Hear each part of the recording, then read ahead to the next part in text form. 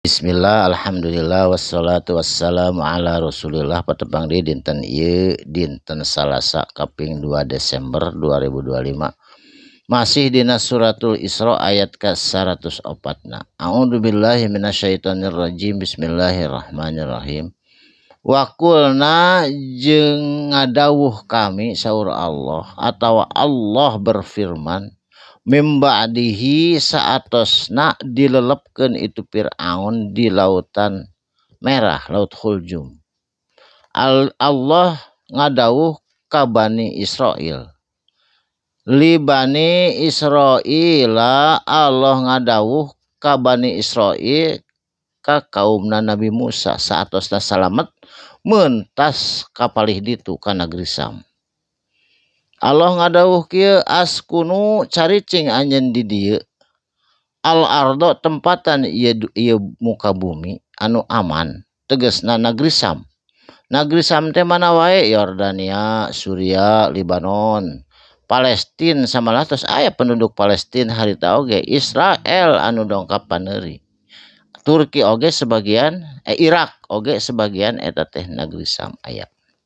Saterasna ngan kudu ingat saur Allah fa iza jaa mangka di mana-mana datang wa'dul akhirah janji Allah dina poe akhirat. Jadi bakal datang poe akhirat pikeun pembalasan. Naon di akhirat teh jina kami bakal datang saur Allah bikum ka anjeun kabeh. Lafifa bari kayaan bercampur baur. Aya orang Indonesia, orang Malaysia, orang Brunei, orang mana-mana sadunya, Eropa, Afrika, jeung Australia. Sadayana oge campur baur di hiji tempat di yaumul akhirat kanggo dihisab ku Allah Subhanahu wa taala upami nu imanna sae tangtuna salamet, upami nu imanna sesat atawa teu sesuai sareng parentah Allah eta mah kang kengeng bebendu Allah atau siksa Allah.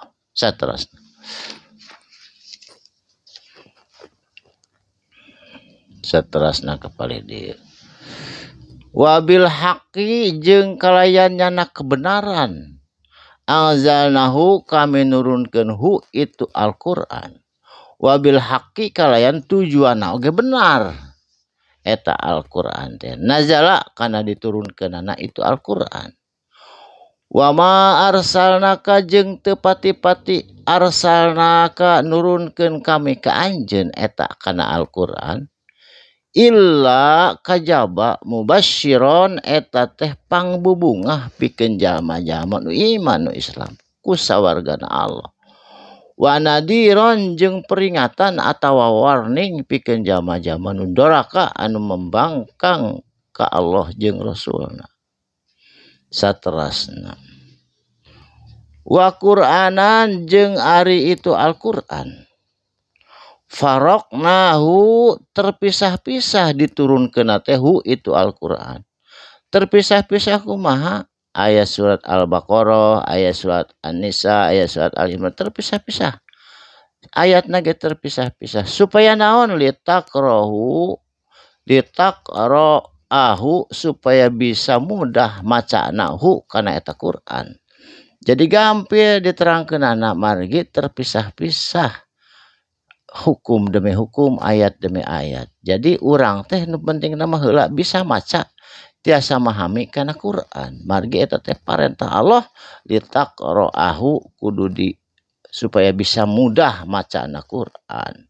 Upami teu bisa maca mah bade kumaha mahamina matak minimal kedah bisa maos Qur'an. Saterasna kanggo saha eta teh ala nasi aturan kanggo jalma-jalma di muka bumi. Ala muksin kalayan berangsur-angsur. Jadi Quran mah berangsur-angsur ngapakeunana berangsur-angsur henteu sakaligus jebret sa Quran. Saayat sasurat gitu. Berangsur-angsur tepi ka memahami tepi ka menghafal jeung sajabana. Wa nazzalnahu jeung diturunkeun ku kami hu itu Al-Qur'an tanzila sebenar-benarna penurunan eta kanggo aturan janten sebenar-benarnya menurunkeun Allah teh ngalangkungan malaikat Jibril ka Kangjeng Nabi Muhammad sallallahu alaihi wasallam Kul bajakeun ku anjeun Muhammad aminu bihi kudu ariman anjeun kabeh bihi kana Al-Qur'an. Aulatu aminu atawa teu ariman anjeun kabeh. Rek iman rek teu iman Allah mah teu mudarat teu jadi manfaat. Eta ge kanjang urang aturanna kasalamatan di dunya pikeun kasalamatan di akhirat. Saterusna innalladzina utul ilma sanyana ari jama-jama nutos di paparenan ilmu pengetahuan tegasna ti mimiti kapungkur Toret Injil duwi ka Al-Qur'an aya jama-jama anu sok memahami Al-Qur'an di paparan ilmu duwi ka ayeuna ku Allah Subhanahu wa taala min qablihi ti samemeh Al-Qur'an nyaeta di kitab-kitab samemehna. Eta jama-jama anu berilmu mah ida yutla lamun dibacakeun itu kitab suci Allah alaihim ka itu jama-jama anu mukmin anu muslim yakhiruna maranehana sok tersungkur sujud li adqani kana dadana kana mukana jeung angkeutna itu jama-jama sujadan sujud kalayan nutu marima kana naon anu tos diparentahkeun ku Allah dina kitab-kitabna Allah tegasna dina Quran kitab anu terakhir anu dilungsurkeun ku malaikat Jibril ka Kangjeng Nabi Muhammad sallallahu alaihi wasallam. Barakallahu li wa lakum mugi aya mangfaatna sakalimah dua kalimah kalian insyaallah patepang deui dina waktos anu sami. Shadaqallahu lazim. Wassalamu alaikum warahmatullahi wabarakatuh.